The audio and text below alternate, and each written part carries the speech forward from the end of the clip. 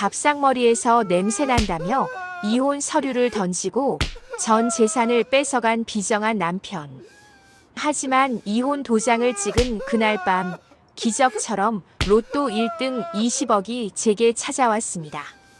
상간녀에게 버림받고 거지꼴로 찾아와 무릎 꿇는 전 남편을 향한 통쾌한 한마디. 누구세요? 제 남편은 이미 죽었습니다만 경비원 아저씨 여기 잡상인 좀 내쫓아주세요. 새벽 공기가 아직 차가운 이른 아침, 이순자 씨는 여느 때처럼 부엌에서 분주하게 움직이고 있었습니다. 시장으로 장사를 나가기 전 남편 상훈 씨의 따뜻한 아침밥을 챙겨주기 위해서였죠. 가스불 위에서는 콩나물국이 보글보글 끓어오르고 프라이팬에서는 노릇하게 생선이 구워지는 냄새가 좁은 집안을 가득 채웠습니다. 하지만 그 평화로운 밤 냄새는 곧 닥쳐올 비극을 예고하는 듯 묘하게 비릿하고 서글펐습니다. 전날 밤 외박을 하고 들어온 상훈 씨는 씻지도 않은 꾀질지한 모습으로 식탁 앞에 앉았습니다.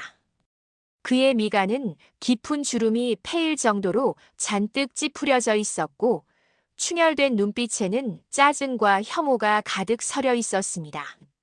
순자 씨가 조심스러운 손길로 김이 모락모락 나는 국그릇을 식탁에 내려놓자마자 상훈 씨는 코를 틀어막으며 인상을 썼습니다. 아우 비린내.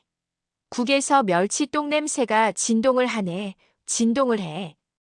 그는 숟가락을 탁 내려놓으며 순자 씨를 쏘아보았습니다. 마치 더러운 벌레라도 보는 듯한 그 경멸 어린 시선에 순자 씨의 가슴이 철렁 내려앉았습니다. 술 마셨으면 속이라도 풀라고 끓였어요. 멸치 냄새가 아니라 구수한 냄새지 왜 그래요? 순자 씨가 애써 웃음을 지으며 달래보려 했지만 돌아오는 것은 거친 폭력뿐이었습니다. 안 먹어. 이런 꿀꿀이죽 같은 걸 밥이라고 내와. 상훈 씨가 밥상을 거칠게 밀어내는 바람에 국그릇이 바닥으로 떨어졌습니다. 쨍그랑. 날카로운 파열음과 함께 뜨거운 국물이 사방으로 튀어 순자 씨의 발등을 적셨습니다. 순자 씨는 놀란 가슴을 부여잡고 뒷걸음질 쳤습니다. 그때 상훈 씨가 품 안에서 꼬깃꼬깃해진 누런 서류 봉투 하나를 꺼내 식탁 위에 던졌습니다. 이거 놔봐. 더 이상 너 같은 늙고 궁상맞은 여자랑은 밥맛 떨어져서 못 살겠으니까. 봉투 속에서 삐져나온 것은 다름 아닌 이혼 소장이었습니다. 순자 씨의 거친 손이 사시나무 떨듯 떨려왔습니다. 평생을 바쳐 남편 뒷바라지를 하고 자식들을 키워낸 대가가 고작 이것인가 싶어 눈앞이 캄캄해졌습니다. 이게 무슨 소리요? 이혼이라니. 내가 뭘 잘못했다고. 긴 말할 거 없어. 내 퇴직금은 건드릴 생각 말고 이 집 전세금 반 딱 잘라서 내놓아. 상훈 씨는 뻔뻔하게 재산 분할까지 요구했습니다. 시장 바닥에서 쭈그리고 앉아 100원, 200원 생선을 팔아 모은 순자 씨의 피 같은 돈이었습니다. 그 돈이 어떤 돈인데? 당신이 어떻게 나한테 이래요? 나는 절대 못 해줘요. 순자 씨가 울먹이며 항변했지만 상훈 씨는 들은 채도 하지 않고 고개를 돌려버렸습니다. 오히려 안방으로 들어가 자신의 옷가지와 귀중품을 캐리어에 쓸어 담기 시작했죠. 순자 씨는 바닥에 쭈그리고 앉아 깨진 그릇 조각을 하나하나 치웠습니다. 흐르는 눈물을 훔치려다 날카로운 파편에 손가락이 베어 붉은 피가 배어나왔습니다. 하지만 손가락의 쓰라림보다 가슴이 갈기갈기 찢어지는 고통이 훨씬 더 컸습니다. 짐을 다 챙긴 상훈 씨는 현관문을 나서며 마지막까지 비수를 꽂았습니다. 변호사 살 돈 없으면 그냥 도장이나 찍어. 질질 끌지 말고. 쾅 소리와 함께 문이 닫히고 복도에서는 누군가와 통화하는 상훈 씨의 목소리가 들려왔습니다. 자기야. 해결했어. 이제 갈게. 그 다정한 목소리가 굳게 닫힌 문을 뚫고 들어와 순자 씨의 가슴을 후벼 팠습니다. 피 묻은 손으로 이혼 소장을 멍하니 바라보는 순자 씨의 등 뒤로 40년의 세월이 허무하게 무너져 내리고 있었습니다. 며칠이 지났지만 순자 씨의 가슴에 난 생채기는 아물기는커녕 덧나고 있었습니다. 그래도 산입에 거미줄 칠 수는 없어 순자 씨는 무거운 몸을 이끌고 시장으로 나왔습니다. 건어물 가게 앞 좌판에 쭈그리고 앉아 멸치똥을 따는 그녀의 손길은 기계적이었지만 멍한 눈동자는 허공을 맴돌고 있었죠. 주변 상인들이 건네는 위로의 말도 귀에 들어오지 않았습니다. 그저 비릿한 건어물 냄새만이 그녀가 아직 살아있음을, 그리고 여전히 처절한 현실 속에 있음을 일깨워줄 뿐이었습니다. 점심시간이 지날 무렵 시끌벅적하던 시장 입구가 갑자기 술렁거리기 시작했습니다. 사람들의 시선이 홍해 갈라지듯 한 곳으로 쏠렸습니다. 그곳에는 시장 바닥과는 전혀 어울리지 않는 화려한 옷차림의 두 남녀가 팔짱을 끼고 걸어오고 있었습니다. 선글라스를 끼고 빨간 하이힐을 신은 젊은 여자 김민희였습니다. 그리고 그 옆에는 며칠 전 집을 나갔던 남편 상훈 씨가 마치 젊은 시절로 돌아간 듯 꽉 끼는 청바지에 가죽 재킷을 입고 거들먹거리며 걷고 있었죠. 순자 씨는 자신의 눈을 의심했습니다. 설마 이 더러운 시장 바닥까지 저 뻔뻔한 두 사람이 나타날 줄은 꿈에도 몰랐으니까요. 상훈 씨는 보란 듯이 순자 씨의 가게 앞으로 성큼성큼 걸어왔습니다. 그의 얼굴에는 일말의 미안함도 없었습니다. 오히려 젊은 애인을 대동하고 나타난 자신의 능력을 과시하려는 듯 어깨에 잔뜩 힘이 들어가 있었죠. 민희는 가게 앞에 멈춰 서더니 손부채질을 하며 코를 찡그렸습니다. 어우 오빠. 여기 냄새가 너무 심하다. 옷에 뵐 것 같아. 그녀의 목소리는 하이톤으로 날카롭게 째졌고 시장통의 소음을 뚫고 순자 씨의 귀에 정확히 꽂혔습니다. 상훈 씨는 민희의 허리를 감싸 안으며 비아냥거렸습니다. 그러게 내가 오지 말자니까. 여긴 사람 살 곳이 못 돼. 빨리 볼 일만 보고 가자. 그는 자신이 평생 밥 벌어먹고 산 터전을, 그리고 그곳을 지켜온 조강지처를 사람 살 곳 못 되는 곳이라 칭하며 모욕했습니다. 순자 씨는 멸치를 다듬던 손을 멈추고 천천히 몸을 일으켰습니다. 분노로 인해 다리가 후들거렸지만 저들에게 약한 모습을 보이고 싶지 않아 이를 악물었습니다. 민희는 선글라스를 살짝 내리고 순자 씨를 위아래로 훑어보았습니다. 오빠, 전 부인분 되게 억세게 생기셨다. 오빠가 왜 촌스럽다고 했는지 알겠네. 대놓고 면전에서 외모 비하를 하는 상간녀의 태도에 구경하던 주변 상인들마저 입을 다물지 못했습니다. 그때 옆 채소 가게의 최 여사가 참다 못해 달려나왔습니다. 손에는 굵은 소금 한 바가지가 들려 있었죠. 에이, 퇴. 재수없게 어디서 불륜 커플이 와서 행패야. 소금이나 먹고 떨어져라. 최 여사가 힘껏 뿌린 소금이 상훈 씨와 민희의 얼굴로 쏟아졌습니다. 아, 내 눈. 야, 너 미쳤어. 민희가 비명을 지르며 상훈 씨의 등 뒤로 숨었고 상훈 씨는 얼굴에 묻은 소금을 털어내며 씩씩거렸습니다. 이 무식한 시장 아줌마들이 진짜. 여기가 니들 안방이야. 상훈 씨는 분을 이기지 못하고 순자 씨 가게 앞에 진열된 멸치 박스를 발로 걷어찼습니다. 우르르. 잘 말린 은빛 멸치들이 바닥으로 쏟아져 흙먼지와 뒤섞였습니다. 그것은 단순히 상품이 망가진 게 아니었습니다. 순자 씨가 새벽부터 나와 뼈 빠지게 일한 노동의 대가이자 자존심이 바닥에 내동댕이 쳐진 것이었죠. 순자 씨는 바닥에 흩어진 멸치를 보며 피가 거꾸로 솟는 듯 했습니다. 하지만 상훈 씨는 멈추지 않았습니다. 그는 지갑에서 수표 몇 장을 꺼내 구겨서 순자 씨의 발밑에 던졌습니다. 위자료나 빨리 입금해.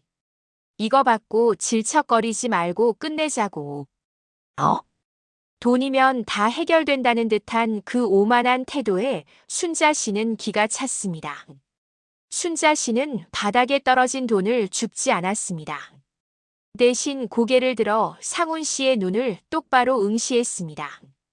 그녀의 눈빛은 더 이상 며칠 전 밥상머리에서 울던 나약한 아내의 것이 아니었습니다.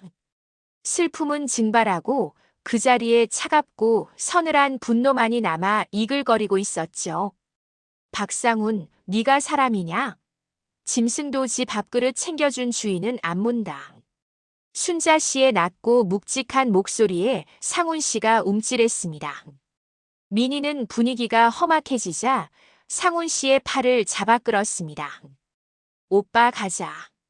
이런 수준 낮은 데서 시간 낭비하지 말고 명품관이나 가자니까. 상훈 씨는 콧방귀를 뀌며 민희와 함께 뒤를 돌았습니다. 수준하고는. 빨리 도장이나 찍어. 두 사람은 낄낄거리며 시장을 빠져나갔습니다. 멀어지는 그들의 뒷모습을 보며 최 여사는 씩씩거리며 흩어진 멸치를 주워 담아주었습니다. 순자야, 괜찮나? 저런 천하의 몹쓸 놈들을 봤나? 순자 씨는 대답 없이 바닥에 쭈그리고 앉았습니다. 더러워진 멸치를 하나하나 줍는 그녀의 손끝이 파르르 떨렸습니다. 치욕스러웠습니다.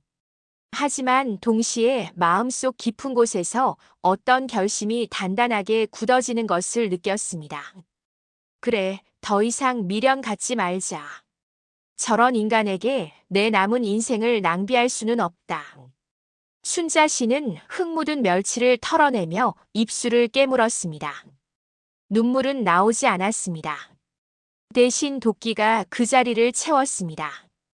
그녀는 가게 문을 일찍 닫기로 했습니다. 그리고 곧장 은행으로 향했습니다.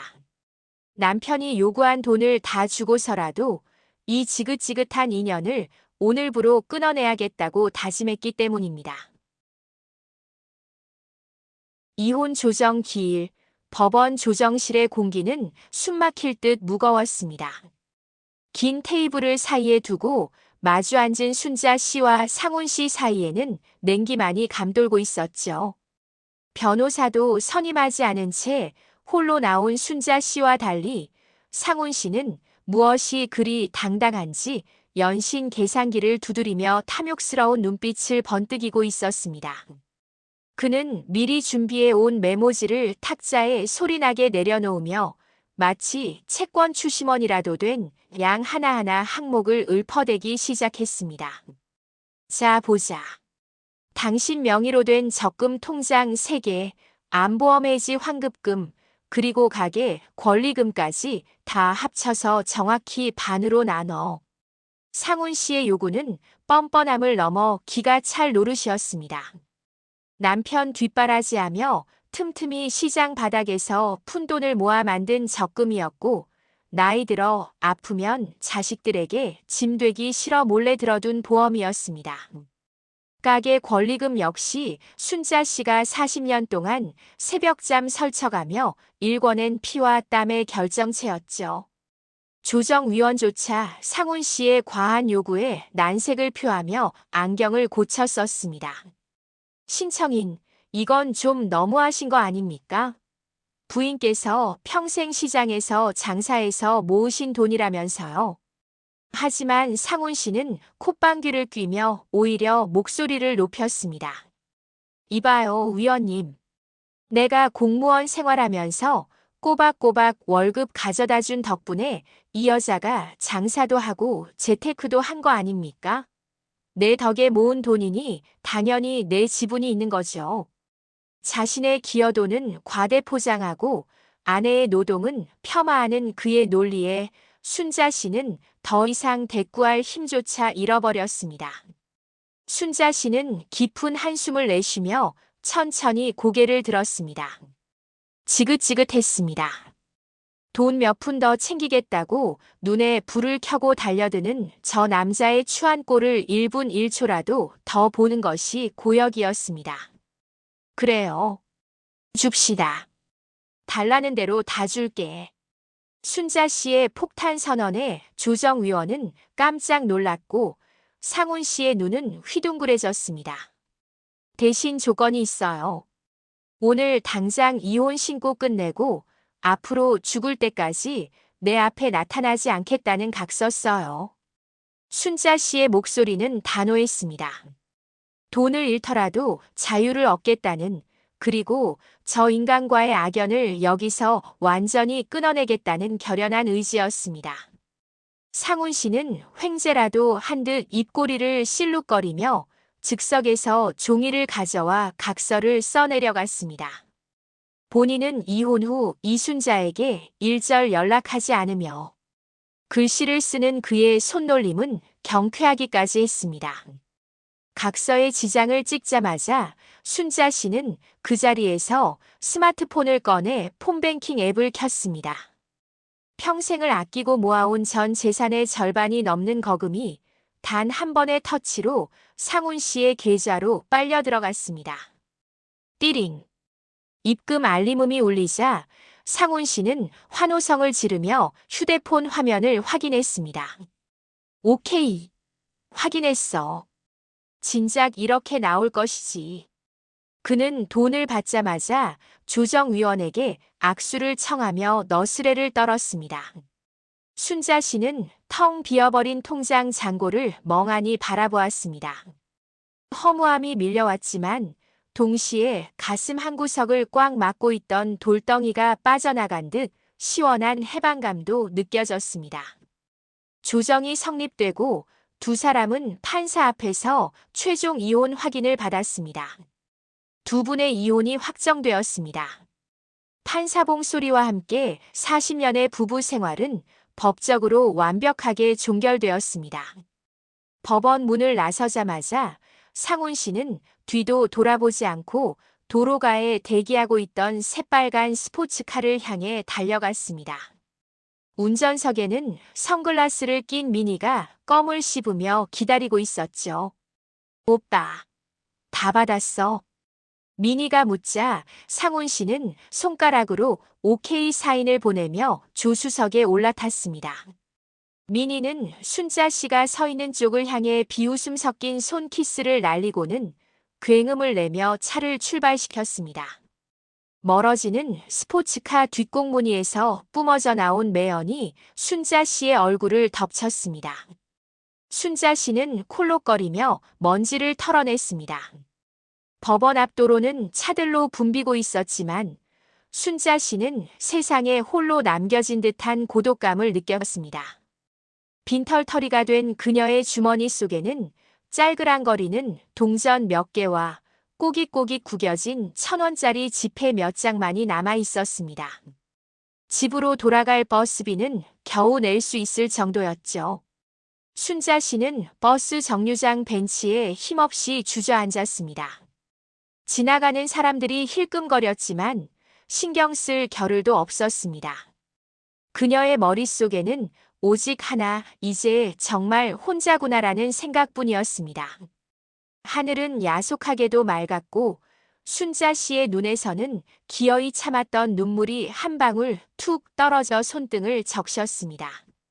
그것은 잃어버린 돈에 대한 미련이 아니라 허무하게 끝나버린 자신의 청춘에 대한 마지막 조의였습니다. 법원 앞에서 버스를 타고 돌아오는 길 순자 씨의 뱃속에서는 꼬르륵 소리가 요란하게 울려 퍼졌습니다. 아침부터 물 한 모금 제대로 마시지 못한 채 감정 싸움을 하느라 진이 다 빠진 탓이었습니다. 하지만 주머니 사정은 뻔했고 집까지 가는 길은 멀게만 느껴졌습니다. 버스 차창 밖으로 스쳐가는 화려한 서울의 야경이 빈털터리가 된 그녀를 비웃는 것만 같아 고개를 돌렸습니다. 순자 씨는 허기를 달래기 위해 집 근처 편의점 앞에서 버스를 내렸습니다. 주머니에 남은 꼬깃꼬깃한 1,000원짜리 몇 장으로 컵라면이라도 하나 사 먹을 요량이었죠. 편의점 문을 열고 들어가려는데 유리창에 붙은 큼지막한 포스터 하나가 눈길을 사로잡았습니다. 로또 1등 당첨 명당. 당신이 다음 주인공입니다. 평소라면 거들떠보지도 않았을 문구였지만 오늘따라 그 문구가 마치 구원의 동아줄처럼 보였습니다. 그래, 내 인생이 이렇게 바닥을 쳤는데 혹시 아나? 순자 씨는 홀린 듯 지갑을 열어 남은 돈을 확인했습니다. 정확히 5,000원. 컵라면과 삼각김밥을 사 먹으면 딱 맞을 돈이었습니다. 하지만 그녀는 망설임 없이 계산대로 다가가 5,000원을 내밀었습니다. 로또 5,000원어치 자동으로 주세요. 편의점 아르바이트생이 건네준 영수증 한 장. 그 종이 쪼가리에 전 재산을 걸어버린 자신이 한심하게 느껴지기도 했지만 왠지 모를 기대감이 가슴 한구석에서 피어올랐습니다. 순자 씨는 터덜터덜 걸어 시장 구석에 있는 자신의 좁은 단칸방 월세 집으로 돌아왔습니다. 보증금을 빼서 남편에게 주고 남은 돈으로 급하게 구한 곰팡이 냄새나는 지하방이었습니다. 짐을 풀 기력조차 없어 가방을 구석에 던져두고 냉장고에 남아있던 소주 한 병을 꺼냈습니다. 안주도 없이 쓴 소주를 들이키며 기구한 자신의 팔자를 한탄했습니다. 내 인생 참 더럽게 꼬였다. 40년 뼈 빠지게 일해서 남은 게 이 곰팡이 핀방 한 칸이라니. 술 기운이 오르자 눈물이 핑 돌았습니다. 방 한구석에 놓인 낡은 브라운관 TV에서는 주말 예능 프로그램이 시끄럽게 떠들고 있었지만 순자 씨의 귀에는 아무것도 들리지 않았습니다. 그저 멍하니 화면을 응시하며 연거푸 술잔을 비울 뿐이었죠. 밤 8시 45분 요란한 팡파르 소리와 함께 로또 추첨 방송이 시작되었습니다. 순자 씨는 무심코 바지 주머니에 쑤셔 넣었던 로또 영수증을 꺼냈습니다. 어차피 꽝이겠지만 그냥 심심풀이로 맞춰나 보자. 그녀는 흐릿한 눈으로 화면 속에서 굴러나오는 공들을 바라보았습니다. 첫 번째 공이 굴러나왔습니다. 7번. 순자 씨는 영수증 첫 줄에 적힌 숫자를 확인하고 고개를 갸웃거렸습니다. 7번이 있었습니다. 두 번째 공 15번. 영수증에도 15번이 있었습니다. 두 개나 맞았네. 5,000원 본전은 찾으려나. 순자 씨는 술잔을 내려놓고 자세를 고쳐 앉았습니다. 세 번째 공, 네 번째 공이 연달아 일치하자 술 기운이 확 달아나고 등줄기에 식은땀이 흐르기 시작했습니다. 다섯 번째 공까지 맞았을 때 순자 씨의 심장은 터질 듯이 쿵쾅거리고 있었습니다. 손이 부들부들 떨려 영수증을 들고 있기도 힘들었습니다. 자, 대망의 마지막 번호입니다. 아나운서의 목소리가 윙윙거리는 이명처럼 들려왔습니다. 대구르르 굴러나온 마지막 공 42번. 순자 씨는 떨리는 눈동자로 자신의 영수증을 내려다보았습니다. 거기에는 거짓말처럼 40이라는 숫자가 선명하게 박혀 있었습니다. 비명조차 나오지 않았습니다. 숨이 턱 막히고 눈앞이 하얗게 변했습니다. TV 화면 하단에 1등 당첨금 약 20억 원이라는 자막이 떴습니다. 순자 씨는 자신의 뺨을 힘껏 때렸습니다. 얼얼한 통증이 느껴지자 그제야 이것이 꿈이 아니라는 사실을 깨달았습니다. 네. 대박. 내가 1등이라니. 순자 씨는 입을 틀어막고 방바닥을 구르며 오열했습니다. 그것은 기쁨의 눈물이기도 했지만 지난 세월의 서름이 한꺼번에 터져 나온 통곡이기도 했습니다. 그리고 문득 오늘 낮 법원에서의 일이 스쳐 지나갔습니다. 이혼 신고가 수리된 직후였습니다. 법적으로 남남이 된 지금 이 당첨금은 10원 한 푼 나눌 필요 없는 온전히 순자 씨만의 것이었습니다. 전 재산을 털어간 남편이 선물해준 마지막 기회이자 하늘이 내린 완벽한 타이밍의 복수였습니다. 순자 씨는 로또 용지를 가슴에 품고 차가운 방바닥에 엎드려 소리 없이 웃었습니다.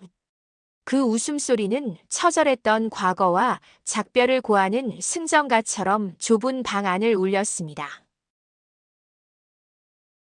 주말이 어떻게 지나갔는지 모를 정도로 긴장과 환희 속에 시간을 보낸 순자 씨는 월요일 아침이 밝자마자 집을 나섰습니다. 시장통 사람들의 눈에 띄지 않으려 챙이 넓은 모자를 푹 눌러 쓰고 커다란 마스크와 선글라스로 얼굴을 가린 그녀의 모습은 마치 첩보 영화의 주인공 같았습니다. 그녀의 품에는 낡은 가방 하나가 소중하게 안겨 있었는데 그 안에는 그녀의 인생을 송두리째 바꿔줄 로또 용지가 들어있었죠. 지하철에 올라탄 순자 씨는 주위를 두리번거리며 잔뜩 움츠러들었습니다. 누군가 자신의 가방을 낚아채지는 않을까, 혹시 당첨 사실이 얼굴에 쓰여 있는 건 아닐까 하는 불안감에 식은땀이 흘렀습니다. 덜컹거리는 지하철 소리가 마치 심장 박동 소리처럼 크게 들려왔습니다. 서울 서대문구에 위치한 농협은행 본점에 도착해서야 순자 씨는 안도의 한숨을 내쉬었습니다. 청원 경찰의 안내를 받아 들어선 VIP실은 바깥 세상과는 전혀 다른 공기가 흐르고 있었습니다. 고급스러운 가죽 소파와 은은한 조명, 그리고 친절한 미소로 그녀를 맞이하는 김 팀장까지 모든 것이 비현실적으로 느껴졌습니다. 축하드립니다, 고객님. 1등 당첨금 확인되셨습니다. 김 팀장의 확인과 함께 순자 씨의 통장에 찍힌 숫자는 실로 어마어마했습니다.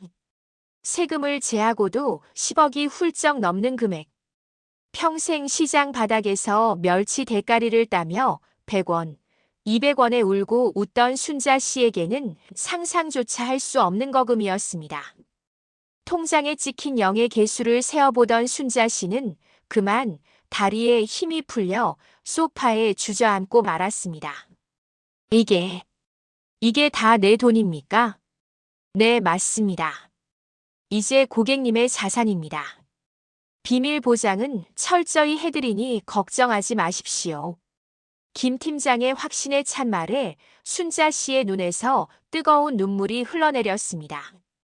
그것은 기쁨의 눈물이자 지난 40년간 돈 때문에 서름받았던 기억들을 씻어내리는 정화의 눈물이었습니다. 은행 문을 나서는 순자 씨의 발걸음은 들어올 때와는 사뭇 달랐습니다. 세상을 다 가진 듯 당당하고 거침이 없었죠. 순자 씨가 가장 먼저 향한 곳은 백화점 명품관이었습니다. 평소라면 가격표를 보고 기겁하며 도망쳤을 그곳을 그녀는 마치 제 집 드나들듯 여유롭게 활보했습니다. 마네킹이 입고 있는 가장 비싸고 화려한 옷을 가리키며 이거 주세요라고 말할 때의 짜릿함은 말로 표현할 수 없었습니다. 직원들이 굽신거리며 건네는 쇼핑백을 양손 가득 들고 그녀는 곧장 고급 미용실로 향했습니다. 지저분하게 볶았던 뽀글머리를 윤기 흐르는 세련된 단발로 자르고 칙칙했던 얼굴에는 화사한 메이크업을 얹었습니다. 거울 속에 비친 여자는 더 이상 건어물 냄새나는 시장 아줌마가 아니었습니다. 우아하고 기품 있는 사모님이 그곳에 서 있었습니다. 순자 씨는 거울 속 자신에게 윙크를 보내며 속삭였습니다. 반갑다, 이순자.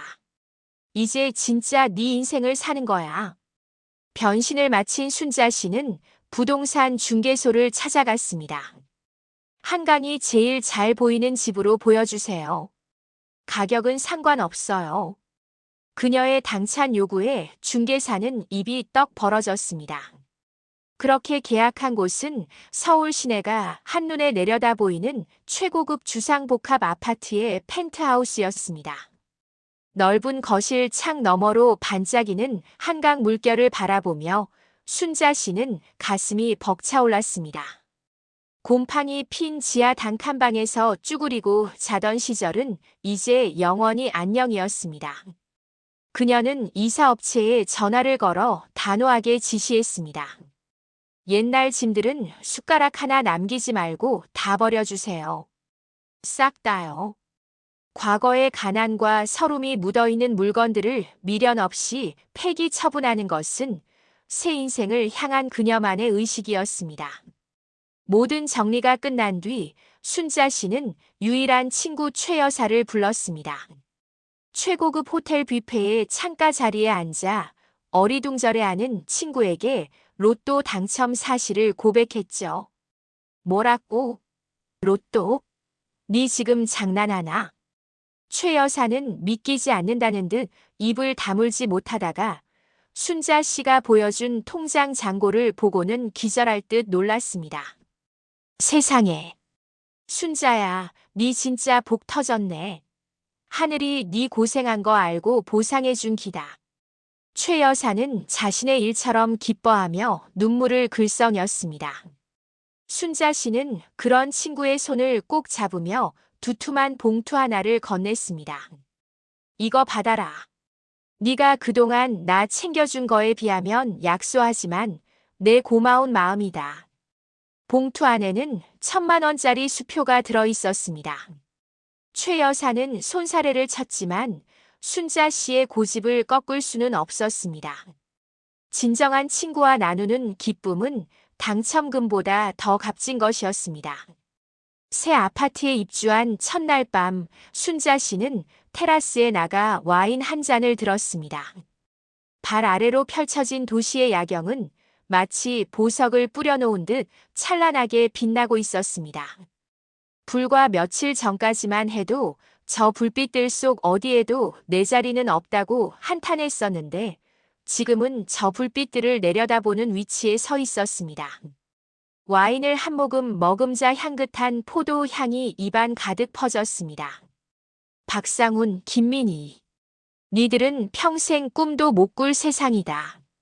어디 한번 바닥에서 기어봐라. 순자 씨는 밤하늘을 향해 건배를 제의했습니다.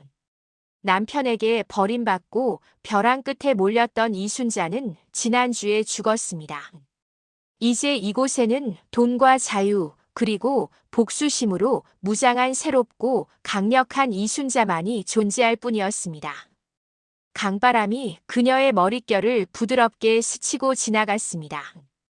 그 바람 속에서 순자 씨는 비로소 살아있음을 그리고 승리했음을 온몸으로 느끼고 있었습니다.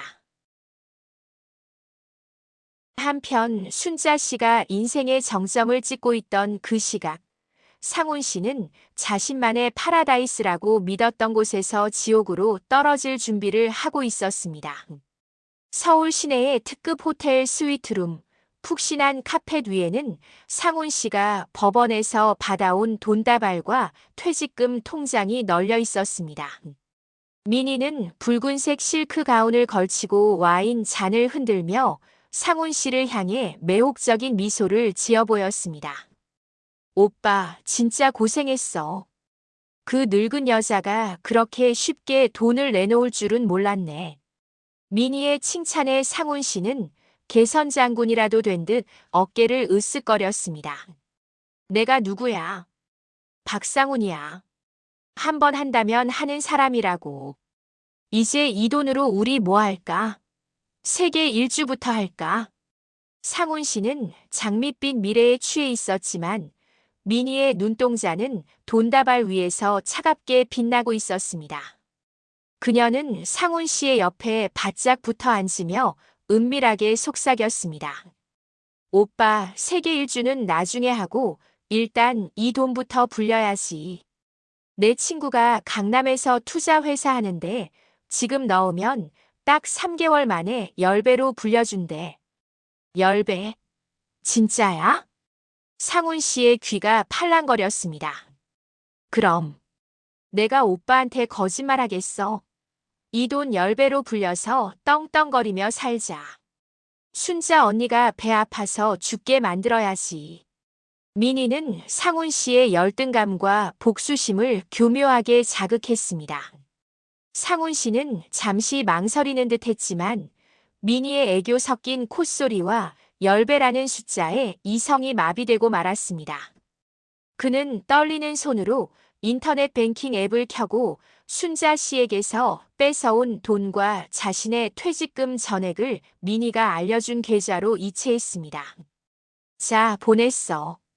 이제 우리 부자 되는 거지. 당연하지, 오빠. 사랑해. 민희는 상훈 씨의 볼에 가볍게 키스했지만 그녀의 입꼬리는 비릿하게 올라가 있었습니다. 다음 날 아침 따가운 햇살이 호텔 창문을 뚫고 들어와 상훈 씨의 눈을 찔렀습니다. 민희야, 물 좀 줘. 상훈 씨는 습관처럼 옆자리를 더듬었지만 손에 잡히는 것은 차가운 시트뿐이었습니다. 부스스 눈을 뜨고 주위를 둘러보았지만 방 안은 쥐 죽은 듯 고요했습니다. 화장대 위에 놓여있던 미니의 화장품도 옷장에 걸려있던 명품 옷들도 감쪽같이 사라져 있었습니다. 불길한 예감이 등줄기를 타고 올라왔습니다. 미니야, 화장실에 있어. 상훈 씨는 욕실 문을 열어보았지만 텅 비어 있었습니다. 그제야 식은땀이 흐르기 시작했습니다. 떨리는 손으로 미니에게 전화를 걸었습니다. 지금 거신 번호는 없는 번호이오니. 무미건조한 안내 멘트가 상훈 씨의 심장을 내려쳤습니다. 없는 번호라니. 어제까지만 해도 사랑을 속삭이던 번호가 하루아침에 증발해버린 것입니다.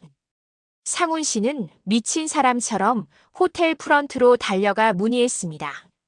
제 일행 김민희 씨 어디 갔습니까? 고객님 일행분은 오늘 새벽에 체크아웃 하시고 공항 리무진 타고 떠나셨습니다. 호텔 직원의 대답에 상훈 씨는 다리에 힘이 풀려 그 자리에 주저앉고 말았습니다. 상훈 씨는 지푸라기라도 잡는 심정으로 경찰서를 찾았습니다. 하지만 담당 형사인 박 형사의 말은 그를 더욱 깊은 절망의 구렁텅이로 밀어넣었습니다.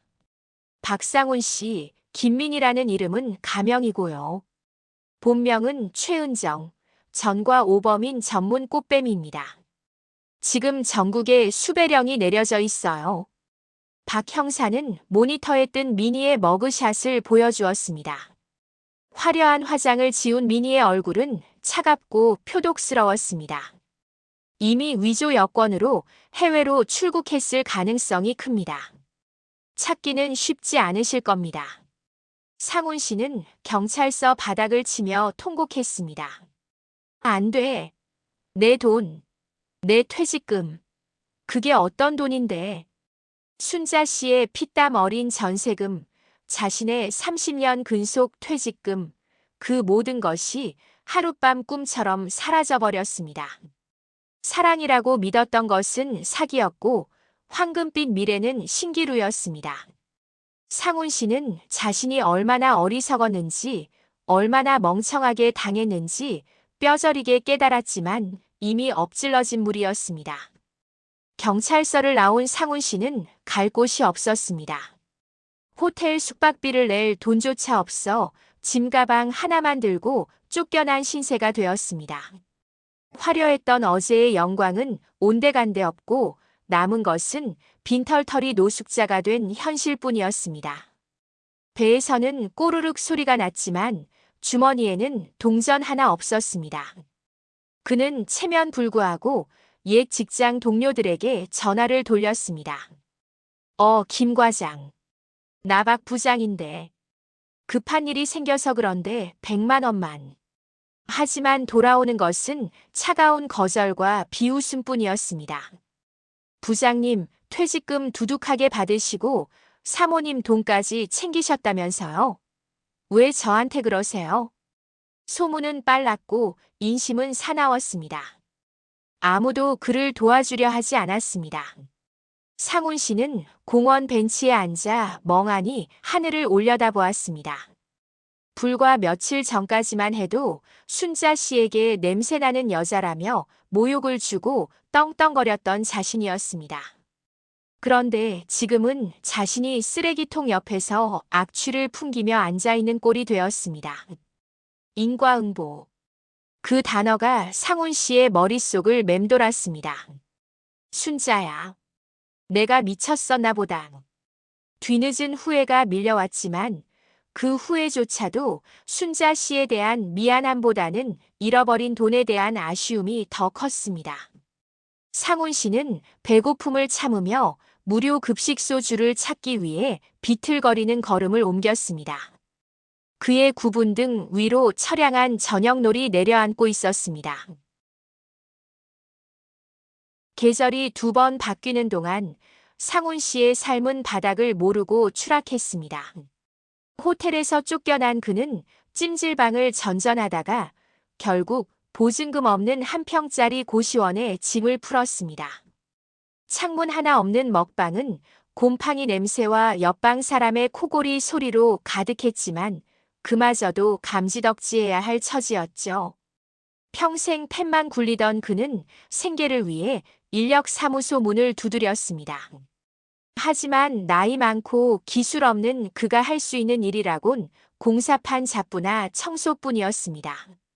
어느 날 벽돌을 나르던 상훈 씨는 삐끗하여 허리를 다치고 말았습니다.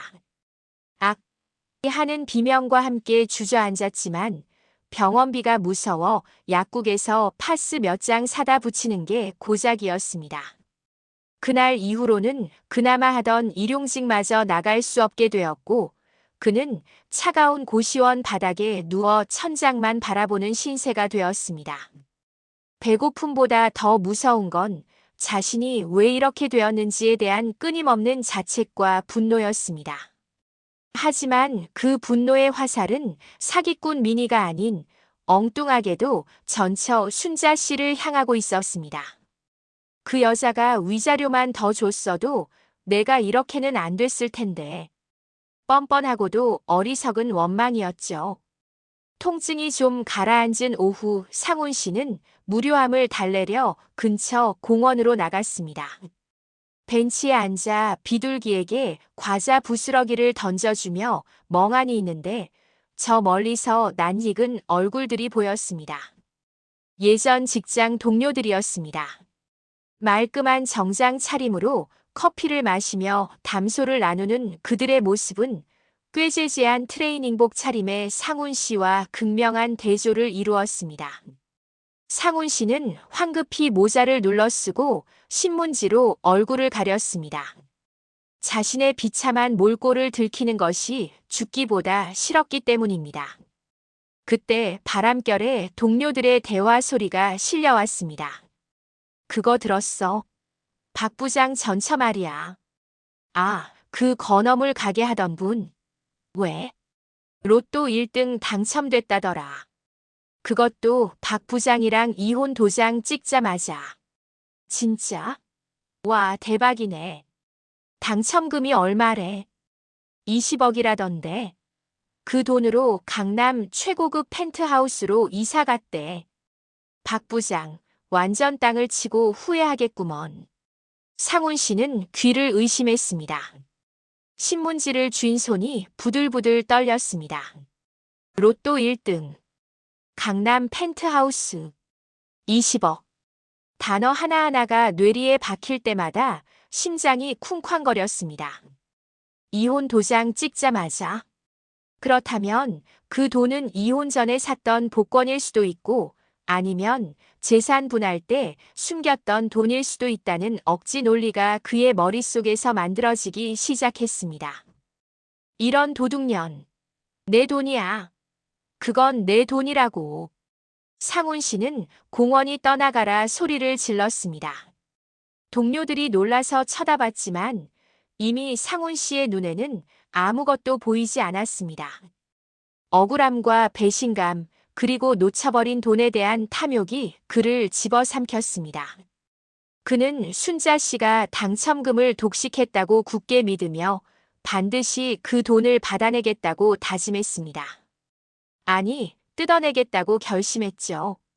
상훈 씨는 곧장 일어나 절뚝거리는 다리로 어딘가를 향해 뛰기 시작했습니다.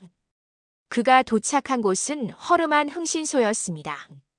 가진 돈은 없었지만 그는 당당하게 문을 열고 들어갔습니다. 사람 하나만 찾아주시오. 이순자라고 강남 펜트하우스 산다는데 정확한 동호수 좀 알아봐줘요. 착수금은 있으세요? 흥신소 직원이 의심스러운 눈초리로 묻자 상훈 씨는 호기롭게 소리쳤습니다. 내가 그 집 남편이야. 주소만 알아내면 돈은 얼마든지 줄 테니 걱정 말고 찾기나 해. 그의 눈빛이 어찌나 살벌하고 확신에 차 있었는지 직원도 기세에 눌려 알겠다고 고개를 끄덕였습니다. 며칠 뒤 상훈 씨의 손에는 순자 씨의 정확한 집 주소가 적힌 메모지가 들려 있었습니다. 메모지를 쥐고 있는 그의 손은 전율로 떨리고 있었습니다. 그것은 마치 잃어버린 보물 지도를 다시 찾은 해적의 손떨림과도 같았습니다. 상훈 씨는 고시원 좁은 방으로 돌아와 거울 앞에 섰습니다. 덥수룩한 수염과 퀭한 눈, 꼬질꼬질한 옷차림. 영락없는 노숙자의 모습이었지만 그는 오히려 그 점을 이용하기로 했습니다. 여보, 내가 잘못했어. 한 번만 용서해줘. 그는 거울을 보며 비굴한 표정 연기를 연습했습니다. 눈물을 짜내고 목소리를 떨며 최대한 불쌍해 보이려고 노력했죠. 하지만 거울 속에 비친 그의 눈동자 깊은 곳에는 반성이 아닌 돈 냄새를 맡은 굶주린 짐승의 탐욕만이 번들거리고 있었습니다. 기다려라, 이순자. 내가 가서 내 몫을 챙겨올 테니까. 상훈 씨는 입꼬리를 비릿하게 올리며 주먹을 꽉 쥐었습니다. 추락하던 그의 인생에 로또라는 마지막 동아줄이 내려왔다고 착각한 순간이었습니다. 그 동아줄이 썩은 동아줄인 줄도 모른 채 상훈 씨는 지옥에서 기어나와 천국 문을 두드릴 준비를 마쳤습니다. 상훈 씨의 손에 들린 구겨진 메모지 한 장, 그것은 그에게 유일한 희망이자 마지막 동아줄이었습니다. 메모지에는 서울 강남 한복판, 대한민국 상위 1%만이 산다는 최고급 주상복합 아파트의 주소가 적혀 있었죠. 이순자, 내가 감히 이런 데 산다고? 상훈 씨는 믿기지 않는다는 듯 고개를 저으며 아파트 입구에 도착했습니다. 하늘을 찌를 듯 솟아있는 마천루의 위용에 기가 죽을 법도 했지만 돈에 눈이 먼 그에게는 오직 내 몫을 찾아야 한다는 아짐만이 가득했습니다. 그는 옷매무새를 가다듬으려 했지만 무릎 나온 트레이닝복과 며칠째 감지 않은 떡진 머리는 감출 수가 없었습니다. 그래도 왕년에 대기업 부장 소리 듣던 가락이 있지. 그는 짐짓 어깨를 펴고 당당하게 로비 회전문을 향해 걸어갔습니다. 하지만 그의 발걸음은 입구에서 곧바로 제지당했습니다. 잠시만요. 어떻게 오셨습니까? 제복을 입은 건장한 보안 요원이 앞을 가로막았습니다. 상훈 씨는 헛기침을 하며 거만하게 대꾸했습니다. 아, 나 여기 입주민 가족이요. 펜트하우스 사는 이순자 씨 남편인데 문 좀 열어주시죠. 보안 요원은 상훈 씨의 행색을 위아래로 훑어보았습니다. 명품으로 휘감은 입주민들만 상대하던 그의 눈에 노숙자나 다름없는 상훈 씨가 펜트하우스 주인의 남편일 리 만무했죠. 죄송하지만 사전에 등록되지 않은 방문객은 출입하실 수 없습니다. 입주민 확인이 필요합니다. 요원의 단호한 태도에 상훈 씨는 언성을 높였습니다. 이봐요. 내가 남편이라니까. 내 집 내가 들어가는데 무슨 확인이 필요해. 비키지 못해. 상훈 씨가 고래고래 소리를 지르며 난동을 부리자 로비를 지나던 입주민들이 눈살을 찌푸리며 피해갔습니다. 보안 요원은 무전기로 상황을 보고하더니 결국 인터폰을 연결했습니다. 3501호 입주민님, 1층 로비에 남편분이라고 주장하는 분이 오셔서 행패를 부리고 있습니다. 확인 부탁드립니다. 그 시각 펜트하우스 거실에서 우아하게 애프터눈 티를 즐기고 있던 순자 씨는 월패드 화면을 쳐다보았습니다. 화면 가득 잡힌 남자의 얼굴. 수염은 덥수룩하고 눈은 퀭한 영락없는 거린의 모습이었지만 순자 씨는 단번에 그가 박상우님을 알아봤습니다. 한때는 평생을 함께할 동반자라 믿었던 남자, 그러나 자신을 헌신짝처럼 버리고 떠난 배신자. 그가 제 발로 찾아와 문을 열어달라고 떼를 쓰고 있는 꼴이 우스꽝스럽기 짝이 없었습니다. 순자 씨는 찻잔을 내려놓고 차분한 목소리로 인터폰에 대고 말했습니다. 경비실이죠? 저 사람 모르는 사람이에요. 잡상인이니까 당장 내쫓아주세요. 순자 씨의 목소리는 일말의 망설임도 없이 냉정했습니다. 네, 알겠습니다. 보안 요원의 대답과 함께 인터폰이 끊겼습니다. 로비에서는 한바탕 소란이 벌어졌습니다. 모르는 사람이라니. 순자야. 나야, 상훈이. 문 좀 열어봐. 상훈 씨는 보안 요원들에게 양팔을 붙잡힌 채 끌려나가면서도 발악을 했습니다. 이거나. 내가 저 여자 남편이라고. 내 돈 내놓으란 말이야. 그는 바닥에 드러누워 떼를 썼지만 건장한 요원들을 당해낼 수는 없었습니다. 결국 상훈 씨는 짐짝처럼 들려 아파트 정문 밖으로 내동댕이 쳐졌습니다. 차가운 보도블록 바닥에 패대기 쳐진 상훈 씨는 억울함에 땅을 치며 통곡했습니다. 으흐흐. 이순자. 독한 년. 어떻게 나한테 이럴 수가 있어. 지나가던 행인들이 그를 미친 사람 취급하며 혀를 찼지만 상훈 씨의 귀에는 들리지 않았습니다. 그저 눈앞에 보이는 저 화려한 성이 자신이 누려야 했을 천국이었다는 사실에 배가 아파 미칠 지경이었습니다. 순자 씨는 베란다로 나가 아래를 내려다보았습니다. 까마득한 저 아래 개미처럼 작게 보이는 상훈 씨가 바닥을 구르고 있는 모습이 보였습니다. 불과 몇 달 전만 해도 저 남자의 말 한마디에 벌벌 떨고 밥상머리에서 눈치를 보던 자신이었습니다. 하지만 지금은 구름 위에서 그를 내려다보고 있었습니다. 쯧쯧, 그러게 있을 때 잘하지. 이제 와서 누굴 탓해. 순자 씨는 와인 잔을 흔들며 싸늘한 미소를 지었습니다. 그때 아파트 입구 쪽으로 익숙한 인형이 다가가는 것이 보였습니다. 최 여사였습니다. 순자 씨의 부탁으로 반찬을 가져다 주러 오던 길이었던 최 여사는 바닥에 널브러진 상훈 씨를 발견하고 걸음을 멈췄습니다. 어머, 이게 누구야? 천하의 박 부장님 아니신가? 최 여사의 걸걸한 목소리에 상훈 씨가 고개를 들었습니다. 최 여사님.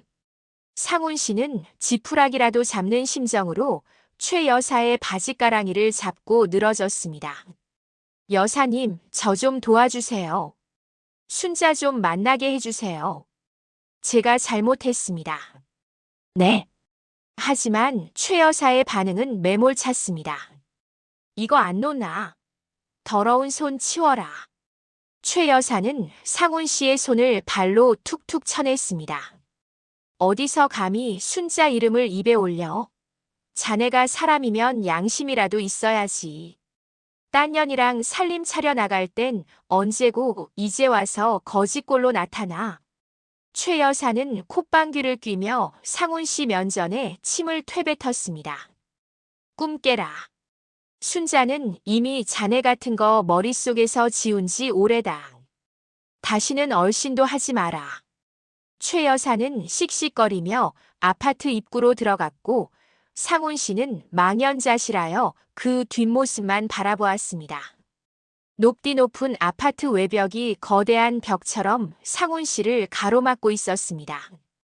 그는 자신이 저 벽을 넘을 수 없음을, 이미 돌이킬 수 없는 강을 건넜음을 뼈저리게 실감했습니다. 화려한 불빛이 켜진 펜트하우스의 창문은 밤하늘의 별처럼 멀게만 느껴졌고 상훈 씨는 어둠 속에서 하염없이 흐느꼈습니다. 며칠 뒤 화창한 오후의 햇살이 고급 아파트 단지를 비추고 있었습니다. 순자 씨는 모처럼 백화점 쇼핑을 나서기 위해 지하 주차장이 아닌 아파트 정문으로 리무진을 불렀습니다. 기사가 정중하게 문을 열어주자 명품 옷으로 휘감은 순자 씨가 우아하게 차에 올랐습니다. 부드러운 엔진 소리와 함께 차가 미끄러지듯 정문을 빠져나가려는 찰나였습니다. 아파트 화단 수풀 속에 몸을 숨기고 있던 검은 그림자 하나가 갑자기 차 앞으로 뛰어들었습니다. 끼익! 운전기사가 급하게 브레이크를 밟는 바람에 차가 덜컹거리며 멈춰 섰습니다. 순자 씨는 놀란 가슴을 쓸어내리며 앞을 내다보았습니다. 차를 막아선 사람은 다름 아닌 상훈 씨였습니다. 며칠 전보다 더 수척해지고 꾀질재한 몰골을 한 그는 마치 먹잇감을 노리는 굶주린 짐승처럼 두 팔을 벌리고 차 앞을 가로막고 있었죠. 기사가 내려서 항의하려 하자 순자 씨는 손짓으로 기사를 제지했습니다. 그리고 차 문을 잠그라고 지시했습니다. 상훈 씨는 운전석 쪽이 아닌 뒷좌석 창문으로 달려와 쾅쾅 두드렸습니다. 여보, 문 좀 열어봐. 나야 상훈이. 할 말이 있다고. 그의 눈은 광기로 번들거리고 있었습니다. 순자 씨는 썬팅이 짙게 된 창문을 아주 조금, 손가락 하나 들어갈 만큼만 내렸습니다. 틈새로 보이는 순자 씨의 눈빛은 북극의 얼음장처럼 차가웠습니다. 당신 아직도 정신 못 차렸어. 죽고 싶어서 차에 뛰어들어. 상훈 씨는 창문 틈을 부여잡고 매달렸습니다. 여보, 우리 아직 법적으로 완전히 남남은 아니잖아. 이혼 숙려 기간이라는 게 있잖아. 그러니까 그 돈반은 내 거야. 그는 억지를 부리며 말도 안 되는 주장을 펼쳤습니다. 이미 법원에서 판사봉 두드리는 소리까지 듣고 나왔으면서 돈에 눈이 멀어 현실을 부정하고 있는 것이었죠. 순자 씨는 기가 차서 코웃음을 쳤습니다. 이봐요, 박상훈 씨. 꿈 깨세요. 우린 법적으로 완벽한 남남이고 위자료 정산도 끝났어. 당신이 쓴 각서 잊었어?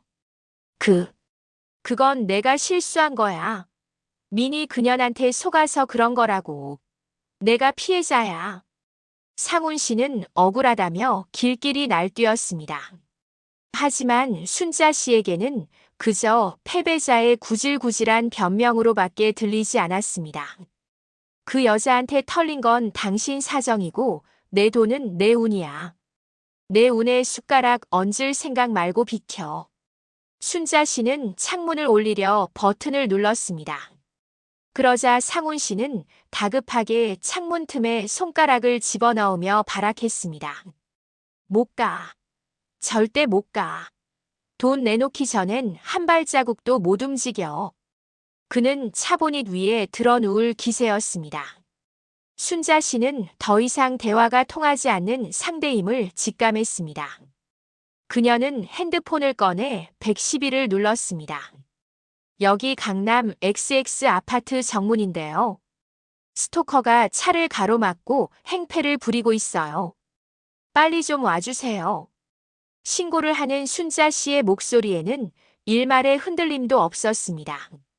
상훈 씨는 스토커라는 말에 기겁하며 소리쳤습니다. 스토커라니. 내가 남편인데 무슨 스토커야. 하지만 순자 씨는 그를 투명 인간 취급하며 창문을 완전히 올려버렸습니다. 상훈 씨가 밖에서 고래고래 소리를 지르며 차를 발로 찼지만 방탄 유리처럼 단단한 차 안은 고요하기만 했습니다. 잠시 후 요란한 사이렌 소리와 함께 경찰차 2대가 도착했습니다. 경찰관들이 차에서 내려 상훈 씨를 제압하려 하자 상훈 씨는 격렬하게 저항했습니다. 이거 놔. 이거 안 놔. 내가 저 여자 남편이라고. 부부 싸움하는 건데 당신들이 뭐야. 상훈 씨는 경찰관의 멱살을 잡고 밀치기까지 했습니다. 상황은 순식간에 공무집행 방해로까지 번졌습니다. 순자 씨는 차 문을 열고 내리지 않았습니다. 대신 창문을 다시 조금 내리고 경찰관에게 말했습니다. 경찰관님, 저 사람 전 남편인데요. 이혼하고 나서 계속 돈 내놓으라고 쫓아다녀요. 정신이 좀 이상해진 것 같아요. 무서워서 살 수가 없네요. 순자 씨는 겁먹은 척 연기하며 쐐기를 박았습니다. 접근 금지 신청할 수 있게 도와주세요. 그리고 차 파손된 거랑 정신적 피해 보상까지 싹 다 청구할 겁니다. 경찰관은 고개를 끄덕이며 상훈 씨의 팔을 등 뒤로 꺾어 수갑을 채웠습니다. 박상훈 씨, 스토킹 처벌법 위반 및 공무집행방해 혐의로 체포합니다. 당신은 묵비권을 행사할 수 있고 미란다 원칙이 낭독되는 동안 상훈 씨는 짐승처럼 울부짖었습니다. 이순자, 너 이럴 수 없어. 내가 널 어떻게 키웠는데. 내 돈 내놔. 그의 절규는 처절했지만 그를 동정하는 사람은 아무도 없었습니다. 오히려 지나가던 사람들이 스마트폰으로 그 추태를 촬영하며 수군거릴 뿐이었죠. 상훈 씨가 경찰차 뒷좌석에 억지로 구겨 넣어지자 순자 씨는 기사에게 출발 신호를 보냈습니다. 리무진이 부드럽게 움직이기 시작했습니다. 순자 씨는 백미러를 통해 멀어지는 경찰차와 그 안에서 창문에 얼굴을 받고 발악하는 상훈 씨의 모습을 마지막으로 확인했습니다. 그 모습이 마치 유리병에 갇힌 파리처럼 하찮게 느껴졌습니다.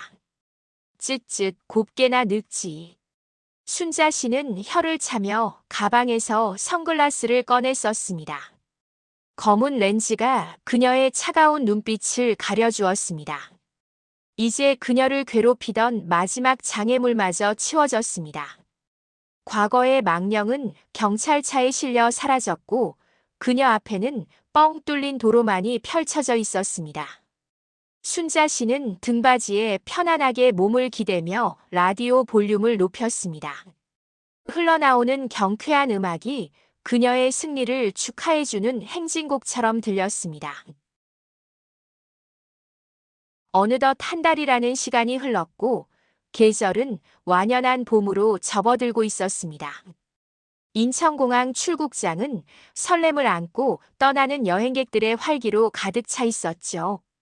그 수많은 인파 속에서도 유독 빛나는 두 여인이 있었습니다.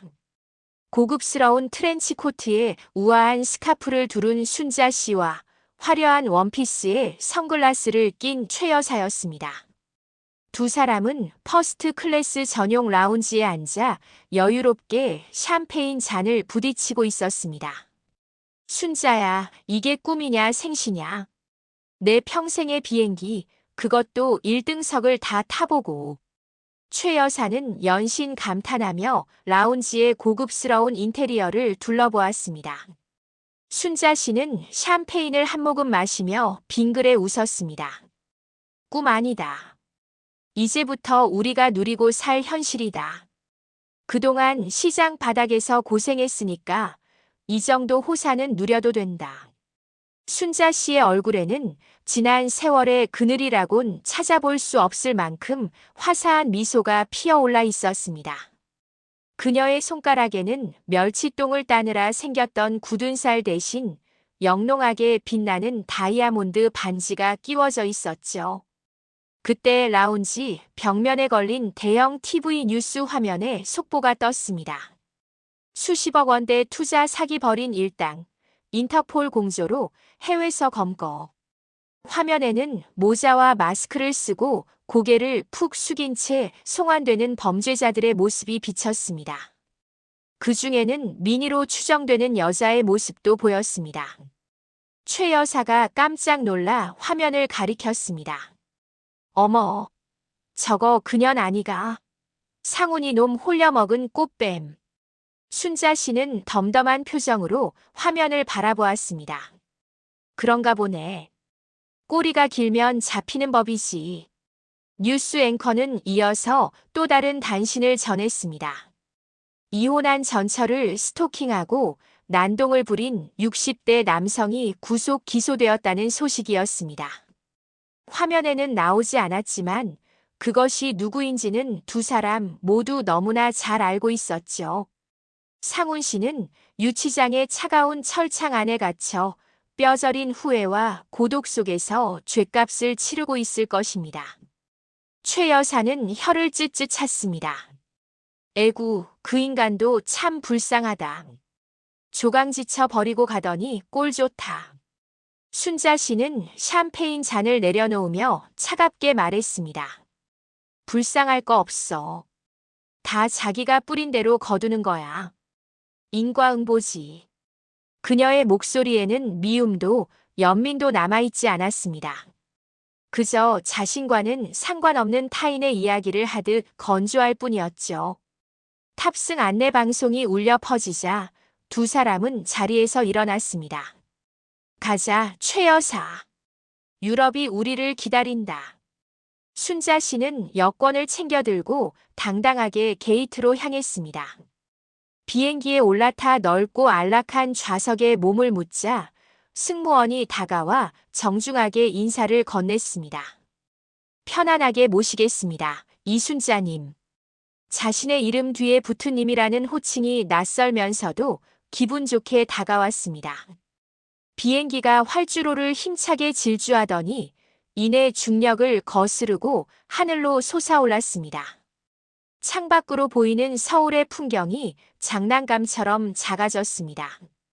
순자 씨가 아등바등 살아왔던 시장통도 눈물 흘리며 지새웠던 단칸방도 그리고 상훈 씨가 갇혀있는 유치장도 저 아래 까마득한 점이 되어 사라졌습니다. 구름 위로 올라오자 눈부신 태양이 찬란한 빛을 뿜어내고 있었습니다. 순자 씨는 창밖의 구름을 바라보며 지난 삶을 회상했습니다. 남편과 자식을 위해 헌신했던 40년, 배신당하고 버려졌던 절망의 시간들. 하지만 그 모든 시련은 어쩌면 오늘을 위한 걸음이었는지도 모릅니다. 이제 그녀에게는 든든한 재력과 함께할 친구, 그리고 무엇보다 소중한 자유가 있었습니다. 순자 씨는 창문에 비친 자신의 얼굴을 어루만졌습니다. 고생했다, 순자야. 그리고 잘 버텼어. 스스로에게 건네는 따뜻한 위로였습니다. 이제부터는 오직 나를 위해 살 거야. 먹고 싶은 거 먹고 가고 싶은 곳 가면서 그렇게 멋지게 늙어가야지. 순자 씨의 눈동자가 보석처럼 반짝였습니다. 옆 좌석의 최 여사는 벌써부터 기내식 메뉴판을 정독하며 행복한 고민에 빠져 있었습니다. 순자야, 스테이크 먹을래? 아니면 랍스터? 둘 다 먹자. 우리한테 안 되는 게 어딨니? 두 사람의 유쾌한 웃음소리가 기내에 은은하게 퍼졌습니다. 비행기는 구름을 뚫고 더 높이, 더 멀리 날아올랐습니다. 화면은 구름 위를 유유히 비행하는 비행기의 모습과 유치장 철창을 잡고 오열하는 상훈 씨의 모습을 극명하게 대비시켜 보여줍니다. 가장 밑바닥에서 가장 높은 곳으로 날아오른 여자의 인생 역전 드라마. 그녀의 비상은 이제 막 시작되었을 뿐입니다. 순자 씨는 승무원에게 샴페인 한 잔을 더 요청했습니다. 투명한 잔 속에서 기포가 끊임없이 피어올랐습니다. 마치 그녀의 앞날에 펼쳐질 수많은 행복한 순간들처럼 말이죠. 순자 씨는 잔을 들어 허공에 건배했습니다. 나의 화려한 인생 이막을 위하여. 자신을 버린 사람에게 할 수 있는 최고의 복수는 보란 듯이 행복하게 잘 사는 것입니다. 퍼스트 클래스에서 샴페인을 마시며 떠나는 순자 씨의 화려한 인생 이막을 진심으로 응원합니다. 인과응보의 결말을 통해 오늘도 착하게 살아온 여러분의 삶이 틀리지 않았음을 증명합니다.